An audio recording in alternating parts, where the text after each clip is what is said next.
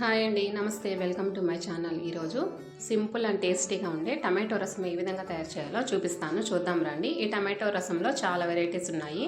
ఇప్పుడు ఈ టమాటో రసానికి కావాల్సిన పదార్థాలు: మిరియాలు, జీలకర్ర, 4 టమాటోస్, 5-6 వెల్లుల్లి రెబ్బలండి. ముందుగా మిక్సీ జార్ తీసుకొని ఇందులోనే కొద్దిగా జీలకర్ర, మిరియాలు వేసేసుకోవాలి. క్వాంటిటీని బట్టి వేసుకోవాలండి. మిరియాలు ఇక్కడ ఎక్కువ వేయట్లేదు, కొద్దిగా వేసుకుంటున్నాను. మీరు క్వాంటిటీని బట్టి యాడ్ చేసుకోండి. తర్వాత ఇందులోనే 5-6 వెల్లుల్లి రెబ్బలు వేసుకుంటున్నాను. తర్వాత కట్ చేసి పెట్టుకున్న టమాటో ముక్కలు కూడా యాడ్ చేసుకొని మిక్సీ వేసుకున్నాను. చూడండి, ఈ విధంగా పేస్ట్గా తయారైంది. తర్వాత ఒక బౌల్ తీసుకొని ఇందులో నిమ్మకాయ సైజ్ అంతా చింతపండు వేసి ఒకసారి వాటర్తో వాష్ చేసుకొని తర్వాత వాటర్ వేసుకొని నానపెట్టుకున్నానండి. తర్వాత స్టవ్ ఆన్ చేసుకొని ప్యాన్ పెట్టుకున్నాను. ఇందులో 2 టేబుల్ స్పూన్ వరకు ఆయిల్ వేసుకున్నాను. ఆయిల్ హీట్ ఎక్కిన తర్వాత ఇందులోని కొద్దిగా ఆవాలు, కొద్దిగా కరివేపాకు, ఎండుమిర్చి తుంచి వేసుకున్నానండి. తర్వాత 3 వెల్లుల్లి రెబ్బలు కచ్చాపచ్చగా దంచి యాడ్ చేసుకున్నాను. ఇవి మాడిపోకుండా మీడియం ఫ్లేమ్లోనే వేయించుకుంటున్నానండి. తర్వాత మిక్సీ వేసుకున్న పేస్ట్ని వేసేసుకుంటున్నాను. మిక్సీ జార్లోనే కొద్దిగా వాటర్ యాడ్ చేసుకొని ఆ వాటర్ని కూడా ఇందులోనే యాడ్ చేసేసుకుంటున్నానండి. చూడండి, ఈ విధంగా వాటర్ వేసుకున్నాను. తర్వాత ఇందులోనే కొద్దిగా పసుపు, కొద్దిగా సాల్ట్ వేసుకుంటున్నాను.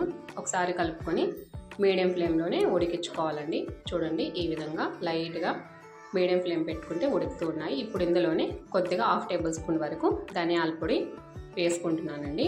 ధనియాల పొడి వేస్తే టేస్ట్ బాగుంటుందండి, అందుకు 1/2 టేబుల్ స్పూన్ ధనియాల పొడి వేసుకుంటున్నాను. ఒకసారి కలుపుకుందాము.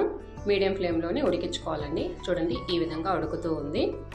తర్వాత ఇందులోనే ముందుగా నానబెట్టుకున్న చింతపండుని కొద్దిగా వాటర్ వేసుకుంటూ చింతపండు పులుసును ఇందులోనే వేసుకోవాలండి. పులుపుకు తగ్గట్టు నీళ్లు వేసుకుంటూ చింతపండు రసాన్ని ఇందులో వేసుకోవాలి. చూడండి, ఈ విధంగా వేసేసుకున్న తర్వాత కొద్దిగా 1 గ్లాస్ వరకు వాటర్ వేసుకొని కొద్దిగా సాల్ట్ చెక్ చేసుకొని మీడియం ఫ్లేమ్లోనే ఈ రసాన్ని ఉడికిస్తున్నానండి. చూడండి, తర్వాత ఇందులోనే కొద్దిగా రసం పౌడరు, MTR రసం పౌడర్ని కొద్దిగా యాడ్ చేసుకుంటున్నాను నేను.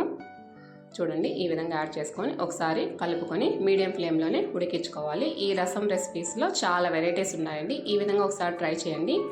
2-3 డేస్ వరకు నిల్వ ఉంటాయి, చాలా బాగుంటాయి. ఒకసారి ట్రై చేయండి. ఈ విధంగా చూడండి, మీడియం ఫ్లేమ్లోనే ఉడికిస్తూ ఉన్నాను. ఈ విధంగా లైట్గా పొంగు వస్తుంది. చూడండి, మీడియం ఫ్లేమ్లోనే ఉడికించుకోవాలి. కొద్దిసేపు టమాటో పేస్ట్ని వేసాం కాబట్టి మీడియం ఫ్లేమ్లోనే ఉడికించుకోవాలి.